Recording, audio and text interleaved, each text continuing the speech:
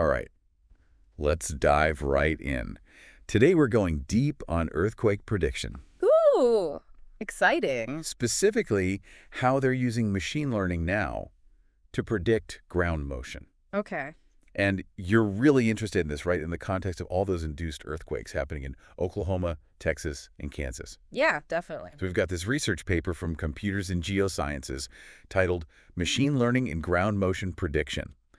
And they gave us all the goodies, supplementary materials, computer code, the whole 9 yards. Wow, they really opened up, huh? That's great. They did.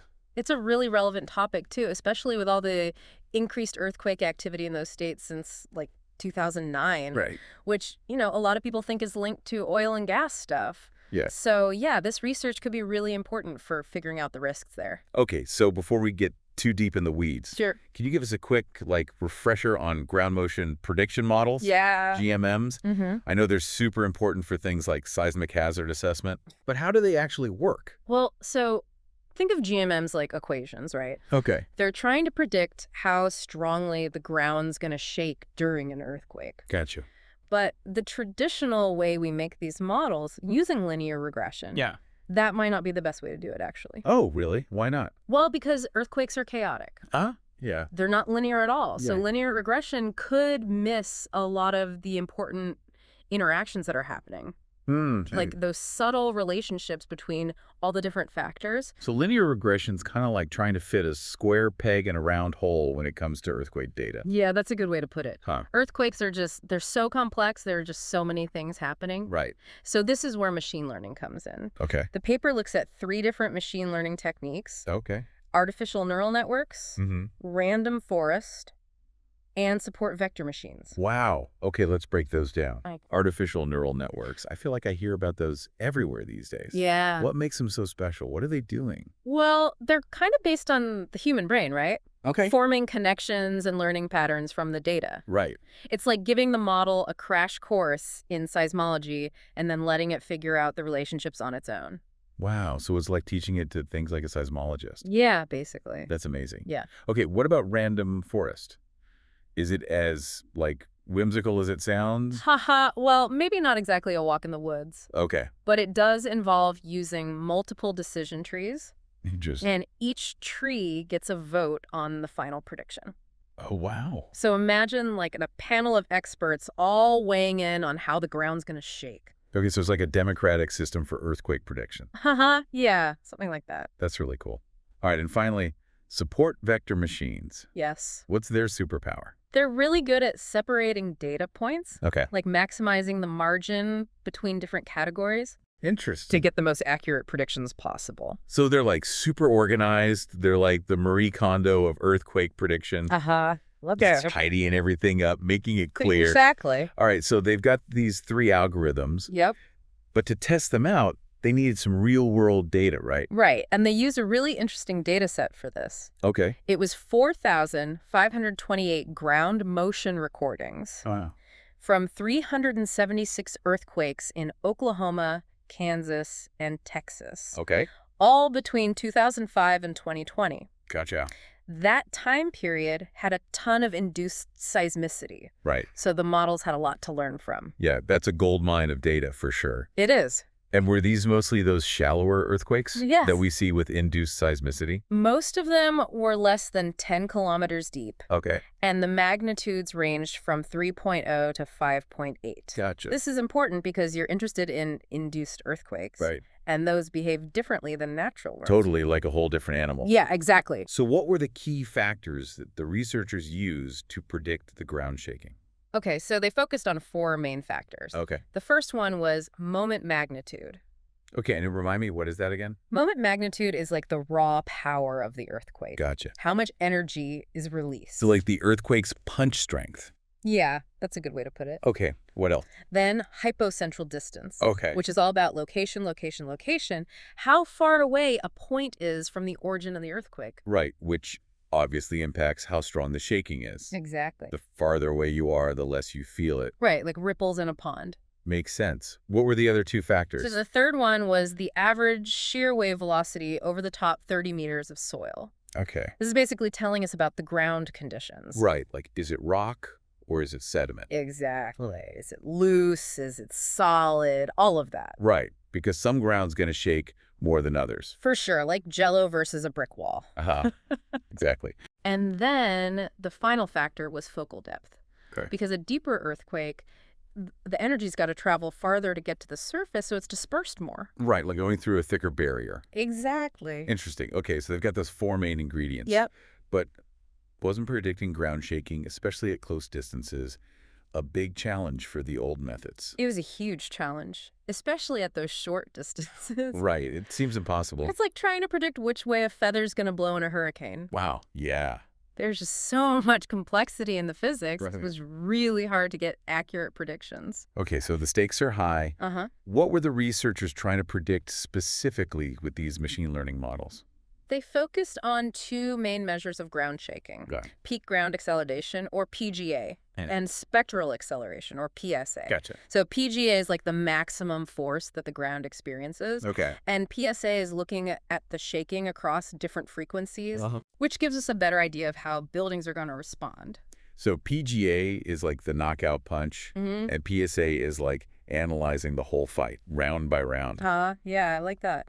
So what did they find? Did these fancy algorithms actually beat the traditional GMMs? They did. It was pretty amazing. They did. Yeah, all three of those machine learning algorithms were better at predicting ground motion than the traditional linear regression models. Wow. So it's like they brought in the big guns and just blew the old methods out of the water. Haha. Yeah, pretty much. That's so cool. Which one was the best? Random forest? Random forest. Yep, it was the most accurate, Wow. followed by support vector machines and then artificial neural networks.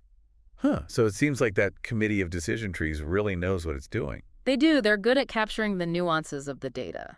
But you mentioned earlier that random forest, it doesn't give you like a straightforward equation. Right. Like the other models do. Yeah. Does that make it less useful? That's a good question. And it's definitely something the researchers talked about. Okay. So random forest might not give us a nice, neat formula, Yeah. but it's still a really powerful tool for prediction. Okay. We can use it to generate lookup tables, or we can build software applications that can actually handle those complex calculations in the background. Okay, that makes sense. Yeah, so we still get the benefit of those accurate predictions, even if we don't have a simple equation to work with. So it's like having this world-class chef who can whip up the most amazing dishes, Right. but they won't share the recipe. Uh-huh.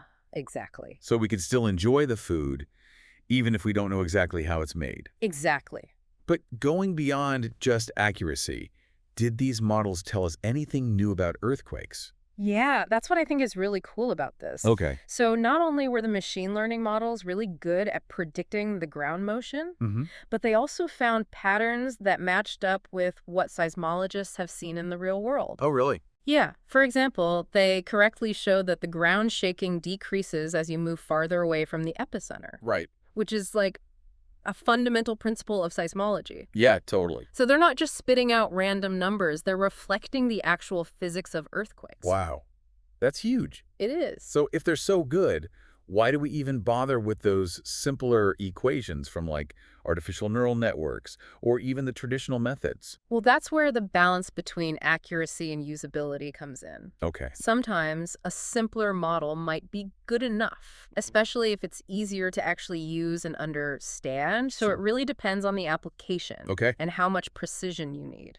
Makes sense. You picked the right tool for the job. Exactly. Okay. But let's bring it back to you and those induced earthquakes that you're interested in. Okay. How can we use these machine learning techniques in places like Oklahoma, Texas, and Kansas? Well, imagine building GMMs Sure. specifically for those regions, Okay. trained on data that's only from induced earthquakes.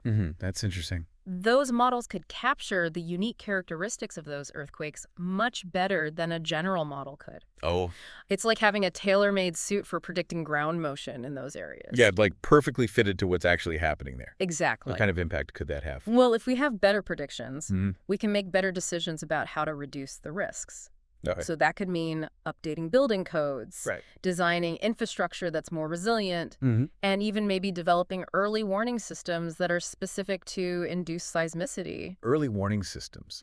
I've always been curious about those. Yeah. How could we use machine learning to make them faster and more reliable? Well, early warning systems work by detecting the earthquake Right. and then predicting how the ground's going to shake. Yeah. If we could use machine learning, Mm-hmm. we could potentially make those predictions faster and more accurate. Wow. So people would have more time to prepare.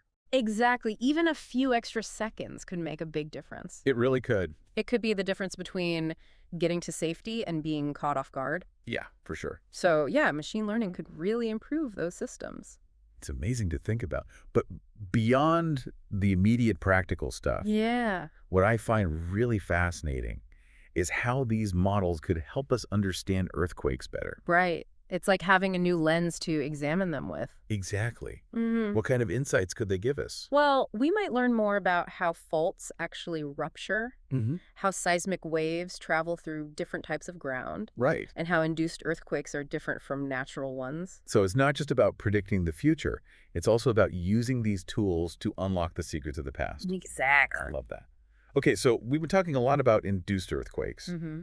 But could these machine learning techniques be used for other types of earthquakes too? That's a great question. Yeah. And the answer is probably yes. Well, remember, these algorithms are all about finding patterns in complex data. Right. So if we can give them good data from natural earthquakes, Mm-hmm.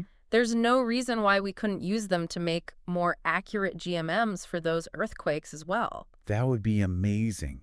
Think about it, being able to better predict the ground shaking from like a major earthquake. I know. That could totally change how we prepare for earthquakes and respond to them. It could be a game changer. It really could. We could figure out which areas are going to be hit the hardest Right. and evacuate those areas. Mm-hmm. And we could send help to the right places. And that would save lives. Exactly. It could really minimize the damage. Yeah. So, yeah, it has the potential to make a huge difference. It all comes back to using our knowledge to protect people. Exactly. But you mentioned the importance of good data. Right. How do we make sure we're giving these models the best information possible? We need to keep investing in seismic monitoring Okay. and data collection. Yeah. We need a really strong network of sensors Right. to capture all those details about what's happening during an earthquake. So it's like building a more powerful telescope Yes. to get a clearer view of the universe. Exactly. The more data we have, the better we can understand what's going on. Okay, that makes sense. Yeah. Speaking of data, I'm dying to see those supplementary materials that the researchers gave us. Haha. Well, you should definitely check them out. Okay. They have tons of information about how the different models performed, what their strengths are, and what their limitations are. It's like getting a behind-the-scenes look at how the research was done. Yeah, pretty much. I love that stuff. You know, what I really appreciate about these deep dives is how they're tailored to what I'm actually interested in. Right. It's like having a personal guide, Exactly. taking you through the information that's most relevant to you. I feel like I've learned so much. Good, I'm glad. I feel way more confident now in my understanding of how machine learning is being used to predict ground motion, especially with these induced earthquakes that seem to be happening more and more. It's definitely a rapidly evolving field. It is. And it's fascinating to see how these technologies are shaping the future of earthquake prediction. They really are. Well, I'm going to add that paper to my reading list. Good.